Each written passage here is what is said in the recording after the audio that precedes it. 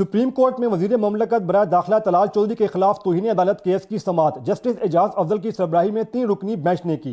तलाल चौधरी के वकील कामरान मुर्तज़ा अदालत में पेश हुए और मौके पेश किया कि मुझसे पहले तलाल चौधरी की वकील आसमा जहांगीर थीं, ताहम अब वो इस दुनिया में नहीं रहीं और अब मुझे ये खिदमात दी गई हैं, लिहाजा अदालत मुझे 10 रोज़ की मोहलत दे। जस्टिस एजाज अफजल ने रिमार्क्स दिए कि गुज़श्ता समाअत में भी तलाल चौधरी को वक्त दिया गया था, अब आप मजीद वक्त मांग रहे हैं। कामरान मुर्तज़ा का कहना था कि मेरा ज़ाती मसला है जिसके लिए मोहलत मांग रहा हूं और मैं सेनेट का उम्मीदवार भी हूं जिसकी तैयारी करनी है। जस्टिस मकबूल बाकी ने रिमार्क्स दिए कि इस केस की आज तीसरी समाअत है और तमाम फ्रीकैन तक केस की कापियां भी पहुंच गई हैं। अदालत ने तलाल चौधरी को जवाब जमा कराने के लिए पीर तक की मोहलत देते हुए केस की समाअत मुलतवी कर दी।